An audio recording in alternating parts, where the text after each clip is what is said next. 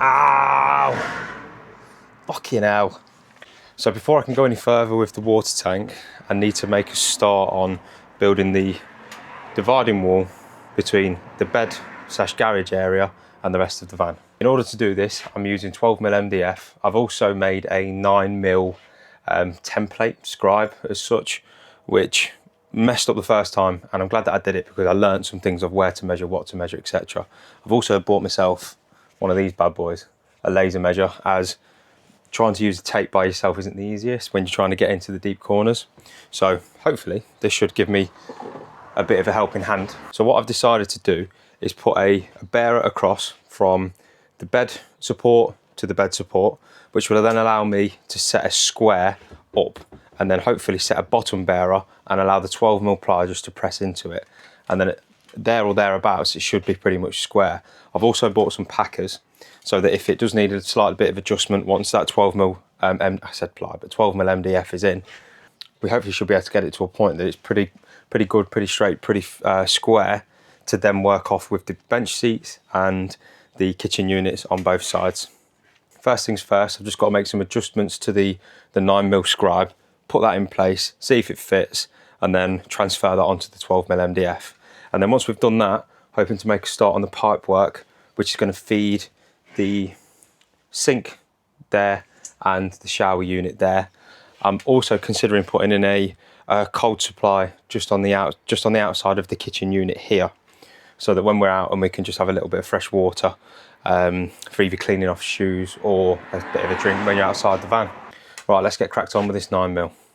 So I've made some adjustments and I'm going to show you where I messed up. So hopefully people can avoid doing the same thing as me. So as you can see, I've done it slightly too wide on the bottom and the top edges. What I want to do is get this absolutely spot on before I even think about bringing the MDF in here.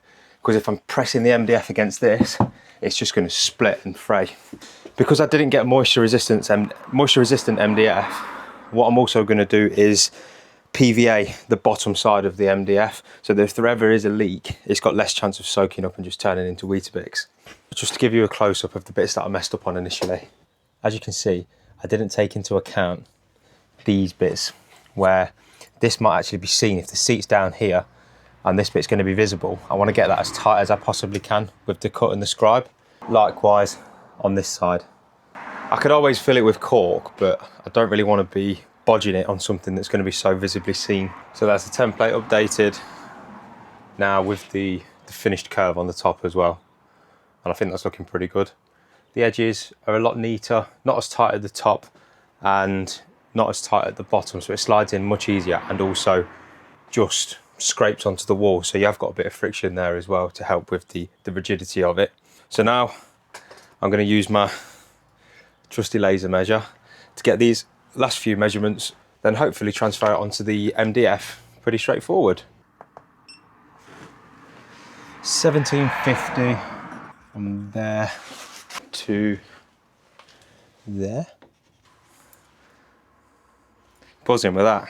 So to make sure I get the full template exactly where it needs to be, I'm just going to clamp it into place, as the last thing I want to be doing is marking this up wrong.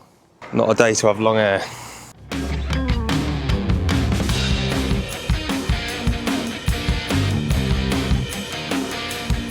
So that's the template transferred onto the MDF. I've took into account the extra measurements on these parts, obviously over there as well. I just split the difference from what it was, how short it was, added half of the extra measurement onto either side. So it'll definitely need a bit of touching up, but it will certainly be a lot better than what it was previously.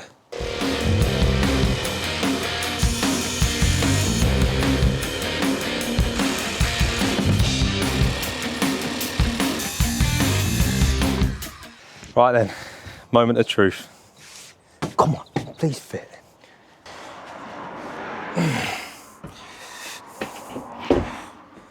First bit not fitting is right in that corner.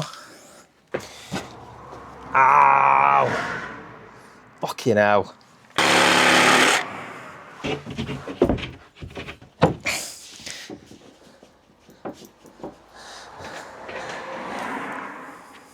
That ain't half bad.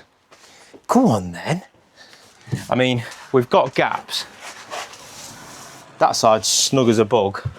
We have got gaps there, but nothing that can't be filled with cork.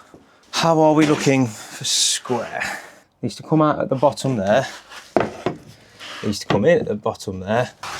And there, again, in at the bottom. Slight bit of adjustment, and I think we're there. I need to whip it out, paint off the bottom edge, and then we're rocking and rolling. So I'm scared to death of getting this ruined if there is ever a leak, or even when I'm testing and filling and there's potentially a bit of water that gets out of the system. So I'm just gonna PVA the bottom of this in the hope that if any moisture does sit at the bottom, it doesn't just soak up. It might not work, it might work, but there's certainly no harm in doing it. So we've got the panel in place, fixed to the 2B1 at the back, and also using some kitchen corner blocks at the bottom. It's pretty solid. Obviously it could be stronger, but I'm thinking by the time we'll find that it'll be pretty solid, as it'll be wedged in by both the mattress on this side, but then also the chair on that side as well. So now we've got that big job out of the way, the next thing we're going to be doing is feeding the pipe work from the water tank to the shower unit. So if you'd like to come along and see how we get on with that, please feel free to subscribe and you'll see it on the next video. But thank you for watching, and I'll see you on the next one.